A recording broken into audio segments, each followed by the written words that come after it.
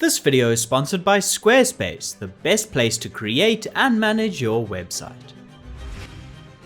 Cinema has a long history of transforming literary works into movies. This makes sense for a few reasons. Firstly, a large proportion of audiences will already be aware of the story and characters, therefore it's easier to market the movies and get the existing fan base into seats without needing to sell a completely new concept, world or story to audiences with promotional materials. Secondly, some of the best, most inventive and iconic stories which build their own worlds were written as novels, so there's great subject matter to choose from. However, adapting an existing story to the screen also comes with some baggage. When reading novels, your brain uses the descriptors written by the author and your imagination fills in the image. Kind of like how AI can create images from prompts. Depending on what AI you use or what prompt you give, you'll get different variations of images and different interpretations. The same is true of humans. Different directors and audience members will interpret text differently, not only visually but also thematically. This is especially true in text where the descriptions are a bit vague. Here's an example. When I say Gollum from Lord of the Rings, anyone who's seen the movie will immediately think the character looks like this. However, illustrator Tove Jansson imagined and represented Gollum like this, based on Tolkien's description of a slimy creature as dark as darkness, with big round pale eyes in his thin face.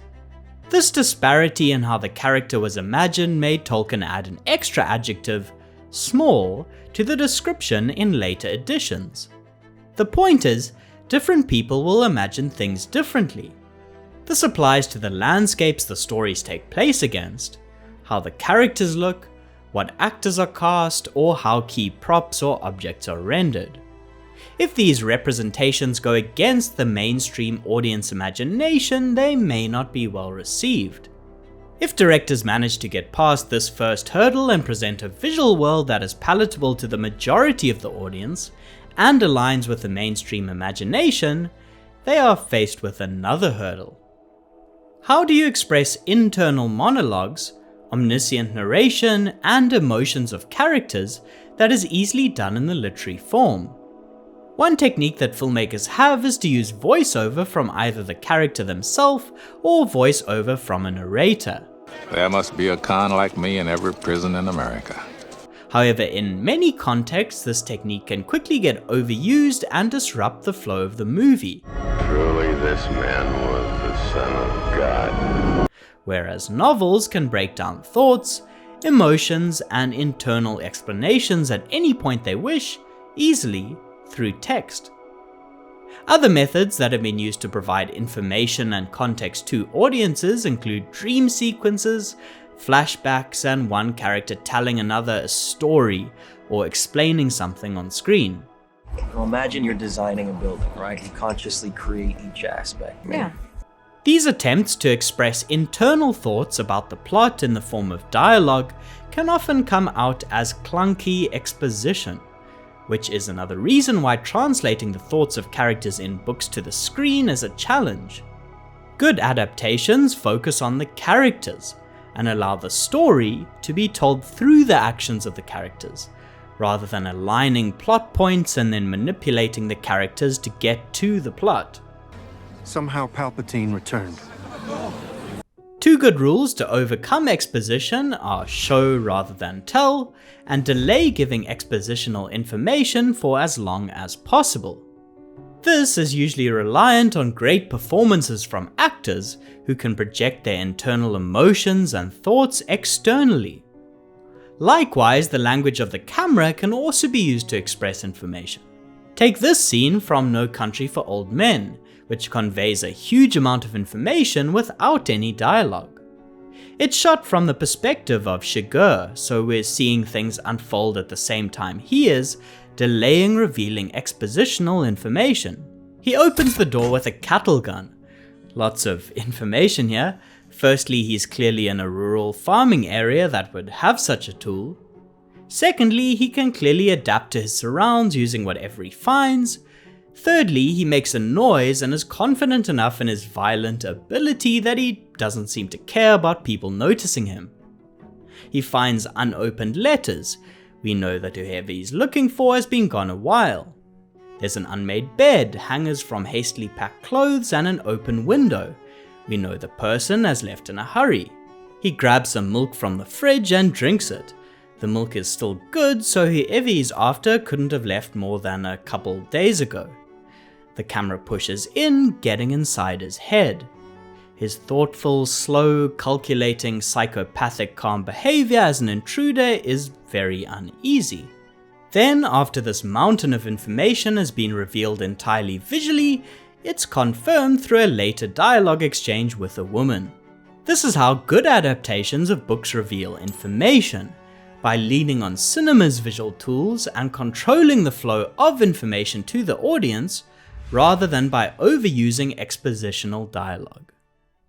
Before we move on, I'd like to thank Squarespace, our sponsor, who made this video possible. As you may know by now, Squarespace is my favorite place to go for creating and managing websites, which every filmmaker needs to display their portfolio. I use Squarespace as, since I'm someone who doesn't have a background in web design, I need a platform that is user-friendly, easy to set up, and also looks great. Squarespace's fluid design system makes it easy to create your site by picking one of their beautiful templates, then using drag and drop technology to customize it to your needs, uploading your creative work through their asset library. So head to squarespace.com for a free trial, and when you're ready to launch, go to squarespace.com/indepthcine to save 10% off your first purchase of a website or domain. Another structural difference between books and movies is their length and how they are designed to be consumed. Novels are by their very nature intended to be read over an extended period of time in different sittings. Authors can delve into extreme detail like describing the world, adding backstory, getting inside the heads of characters, and they can elongate plots. Movies are designed to be consumed in a single 1.5 to 3 hour sitting. This means the plot from adapted works often needs to get enormously condensed, simplified, restructured, or reinvented to make sense within the more limited time frame. This can be at odds with what fans want, who are used to the greater plot nuances and depth in the original work. A solution to this has been to create a series of installments, breaking the movies into multiple parts. This hasn't always been successful. I feel thin, sort of stretched, like butter scraped over too much bread. Pacing an adaptation through the writing and editing needs to strike a balance between giving justice to the original story and plot, rewriting or removing excessive side storylines, and not overstretching the existing material. The way that Peter Jackson ends The Return of the King is a good example. After the ring is destroyed in the film's climax and the characters return to the Shire, Jackson cuts out the entire scouring of the Shire storyline from the book, where the hobbits retake the Shire through another battle to end Saruman's rule. Adding this would have both extended the movie's runtime too much and goes against the classic 3-act structure in movies by introducing a second, inferior climax after the true climax of destroying the ring. One of the most challenging parts of adapting an existing work to the screen is finding the correct tone that pays homage to the story's intention, whether that's creating a feeling of wonder, an uneasy suspense, or action. A number of filmmaking tools can be used to achieve this feeling, from the score to the set design to the lighting. An example of visually creating different tones can be seen in how cinematographer Andrew Lesnie, Peter Jackson, and the rest of the crew created a unique look for each realm or location, which also expressed an emotional tone. The Shire is green, lush, and characters are backlit with golden sunlight that is comforting, homely, and natural. Bree needed to feel a bit more aggressive with a sense of foreboding, so they pushed a yellow-green tint in the grade that made skin tones a bit more sickly, and lit it with hard light sources with jagged shadows. For the magical safe haven of Rivendell, they pushed a comforting, autumnal, warm look in post-production, lit scenes with more diffused, softer lighting with less intense shadows, and introduced digital diffusion into the image that created a blooming, smudgy halation effect in the highlights that would come from using a strong Pro-Mist diffusion filter. Which again contrasted heavily with the scenes in Mordor that tried to suck all life and vibrancy from the almost monochromatically neutral palette, lit by constantly gloomy, cloudy light. Each region carried its unique emotional tone, not only through the visuals, but also through the music.